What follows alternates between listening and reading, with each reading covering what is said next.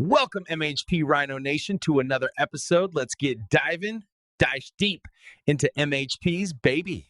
Yeah.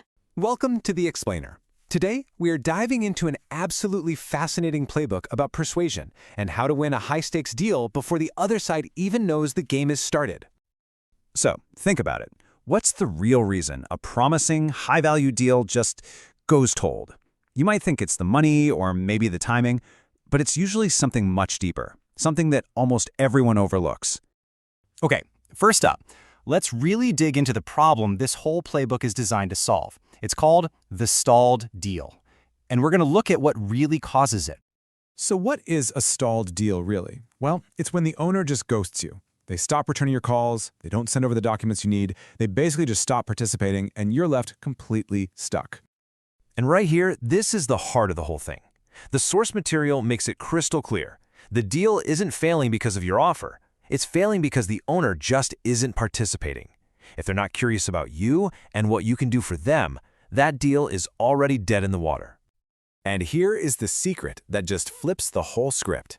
In that very first meeting, the owner is not deciding if they're going to sell their property. No, they're deciding if they would ever sell it to you. That is the real decision being made right at the start.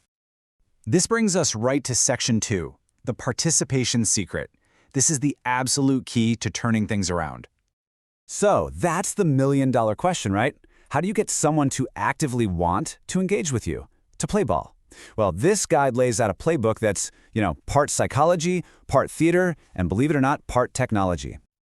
Okay, Section 3, the engagement playbook. Let's get into the tactics themselves. This is the fun part. So this playbook is really built on 4 main pillars. It starts with the human stuff, actually being interesting and creating real moments of connection. And then you bring in the tech. And that's what really separates the pros from everyone else. Let's kick things off with a tactic that honestly sounds so simple you'd think it couldn't possibly work. But its power is in how extreme it is. And it's all about how you use the owner's name. Okay, get ready for this. The recommendation is to use the owner's name up to 40 times in every single meeting over the course of the whole deal. That could be 400 times. It sounds insane, right? But there is a very specific method to this madness. And here's the why behind it, which I find fascinating. When you start a sentence with their name, Ben, now take a look at this. Bam! You've got their complete attention before you deliver the important information. It's like you're priming their brain to listen to what comes next. But it's not just about what you say, it's about what you do. It's about creating these little, tiny moments of participation. Giving them a small gift pulls them in. Asking them to hold your tablet while you point something out, or even just having them check an item off a list. Each one is a tiny yes that builds momentum towards that final big yes. Okay, but this is where things get really next level. This is where you take all that human connection and you supercharge it with technology. Not just for show, but as a tool to get them to engage. And here it is, the absolute pinnacle of the whole strategy. You sit the owner down and you show them 2 interactive models of their park's future, side by side. On one side, it's just business as usual. But on the other, you show them their park with your investment, what it'll mean for the community, for their legacy. And the person who wrote this playbook, he literally says, when I do that, it's game over. And you can see why, right? It's not a sales pitch anymore. It's become this exciting, collaborative vision of the future. The owner isn't just selling a piece of property, they're passing on a legacy.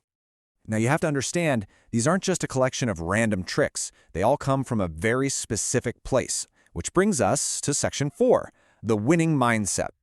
So the source material paints this really clear picture of 2 kinds of buyers. On one hand, you've got the jaded veteran.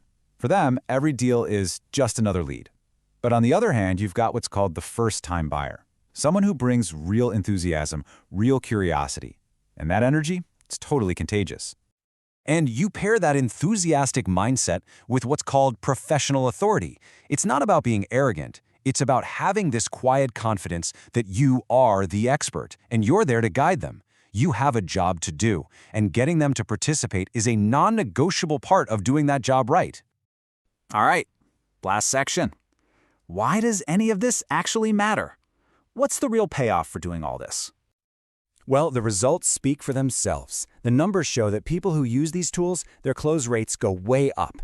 Those frustrating stalled deals, they pretty much disappear. And maybe just as important, the seller actually has a much better, more trusting experience. And it all comes down to this one key idea. Every single bit of curiosity you build, every little yes you get, it's not just to be friendly. According to the source, that interest becomes powerful leverage that makes closing the deal way smoother and faster.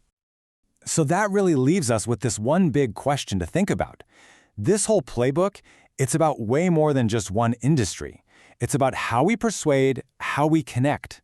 So think about it. In your next big conversation, are you just dumping information on someone, or are you actively engineering their participation? Because that difference, well, that's everything.